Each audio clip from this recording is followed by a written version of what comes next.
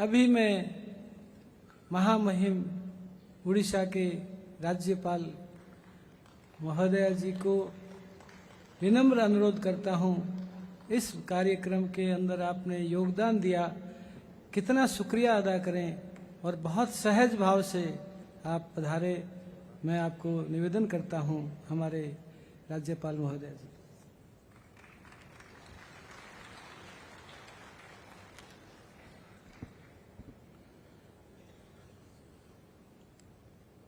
Jawaharlal indoor stadium Cuttack में ब्रह्म कुमारियों के स्वर्ण जयंती समारोह पे मंच पे विराजमान भारत के राष्ट्रपति आदरणीय श्रीमती द्रौपदी मुर्मू जी, उड़ीसा सरकार के माननीय कृषि मंत्री माननीय रविंद्र प्रताप स्वाई जी, उड़ीसा सरकार के राज्य सार्वजनिक उद्यम मंत्री श्री अशोक पंडा जी, मंच पर विराजमान राजयोगी बीके चक्रधरी जी, निदेशक एवं उप क्षेत्र कटक राजयोगी बीके कमलेश दीदी, माउंट आबू शिक्षा विभाग उपाध्यक्ष राजयोगी बीके सेवली जी, उप क्षेत्र कटक सहकार प्रभारी राजयोगी बीके सुलोचना दी, उप क्षेत्र पूरी निदेशक राजयोगी बीके निरुपमा दी, राष्ट्रीय सह संयोजक न्यायविद निदेशक आठ गैलेरी राजयोगी राथमल जी, इस सभागार में उपस्थित जयदेव भुवनेश्वर के विधायक श्री अरविंद डाली जी, इस सभागार में उपस्थित सभी हमारे ब्रह्म कुमारी भगिनी बंधुओं, आमंत्रित सदस्य, प्रिंट इलेक्ट्रॉनिक मीडिया के साथियों, आज यहाँ ब्रह्म कुमारी उड़ीसा के स्वर्ण जयंती समारोह में उपस्थित होकर मैं अपने आप को गौरवान्वित महसूस कर रहा हूं। यह वास्तव में कई मामलों में ब्रह्म कुमारियों की उड़ीसा की यात्रा में एक महत्वपूर्ण ऐतिहासिक घटना है। माननीय राष्ट्रपति की गरिमामयी उपस्थिति ने निस्संदेह इस अवसर के महत्व को और बढ़ा दिया है।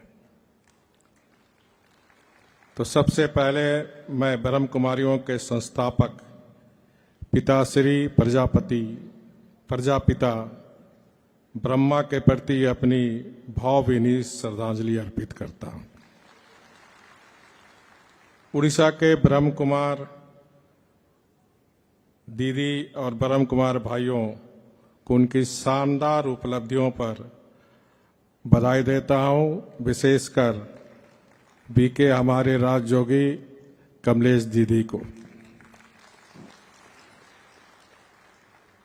मुझे ब्रह्म कुमारी से संबंधित कार्यक्रमों में भाग लेने के कुछ अवसर मिले हैं।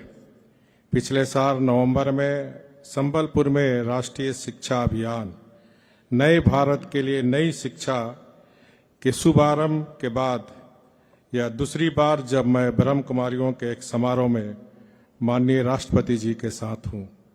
यह मेरे लिए बहुत ही संतोष का अनुभव प्राप्त हो रहा। मन में एक आध्यात्मिक भावना स्वतः भीतर से उभर रही है। जैसा कि आप सभी जानते हैं कि ब्रह्म कुमारियां व्यक्तिगत परिवर्तन और विश्व नवीनीकरण के लिए समर्पित एक विश्वव्यापी आध्यात्मिक आंदोलन है। उड़ीसा के ब्रह्म कुमारियों ने अपनी गतिविधियों में सबसे आगे रही है और हमेशा राज्य के लोगों के साथ खड़ी रही है। अमृत काल के इस कालखंड में सभी सामाजिक और धार्मिक संस्थाओं की बड़ी भूमिका रही है। हमारे माननीय प्रधानमंत्री जी कहते हैं यह अमृत काल देश के प्रत्येक नागरिक के लिए कर्तव्य काल है। इसका मतलब यह है कि हमें अपनी जिम्मेदारी पूरी तरह निभानी चाहिए। इसके साथ ही समाज और देश हित में हमारी सोच और जिम्मेदारियों का विस्तार भी होना चाहिए।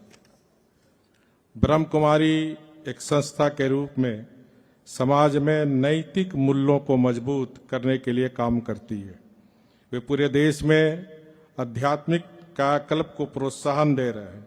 विज्ञान, शिक्षा और सामाजिक जागरूकता को बढ़ावा देने में उनका महत्वपूर्ण योगदान रहा है।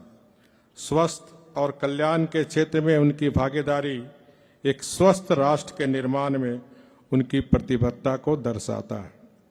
वे सभी के कल्याण और खुशहाली के लिए कई परियोजनाओं का नेतृत्व कर रहे हैं। वे आत्मा और आध्यात्मिक ऊर्जा की श्रीवृद्धि कर रहे हैं। समग्र जीवन शैली में हस्तक्षेप कर ब्रह्म कुमारियां मानव मन को शुद्ध करते हुए शांति को बढ़ावा दे रहे हैं। वे राजयोग ध्यान के साथ किसी के सच्चे स्व को फिर से खोजने और ईश्वर की शक्तियों से खुद को ऊर्जावान बनाने में मदद कर रहे हैं। देश की प्राकृतिक खेती, हमारी नदियों की सफाई और भूजल संरक्षण जैसे अभियानों को आगे बढ़ा रहा है। ये विषय हजारों साल पुरानी संस्कृति और परंपरा से जुड़े हुए हैं। मैं उम्मीद करता हूं कि उड़ीसा ब्रह्म कुमारी इन अभियानों में एक मजबूत और सक्रिय भागीदारी बनेगी। मैं ब्रह्म कुमारियों से यह भी उम्मीद करता हूं कि वह राष्ट्र निर्माण से जुड़े हुए विषयों को इनिटिव तरीके से आगे बढ़ाएगी। इन प्रयासों में उनका जितना अधिक सहयोग मिलेगा उतना ही देश की सेवा होगी। विकसित भारत का निर्माण करके हम विश्व के लिए सर्वे भवन्तु सुखिनः के मंत्र को साकार करेंगे। मानव सेवा के लिए संगठन की शिक्षाएं और सेवा उल्लेखनीय और फलदायी रही है। मुझे विश्वास है उड़ीसा ब्रह्म कुमारी पूरे राज्य में शांति, नैतिक मूल्यों की सुगंध फैलाता रहेगा। उनके अस्तित्व एवं सेवा को और अधिक सार्थक बनाने के लिए खुद को फिर से समर्पित करना जारी रखेगा। राष्ट्र का अस्तित्व हमसे है और हमारा अस्तित्व राष्ट्र से। यही एहसास नए भारत के निर्माण में हमारी सबसे बड़ी ताकत बनेगी। इन्हीं शब्दों के साथ मैं उड़ीसा ब्रह्म कुमारियों के उज्जवल भविष्य की तथा उनके प्रयासों की कामना करता हूँ। ओम शांति। वंदे उत्कल जननी। जय हिंद।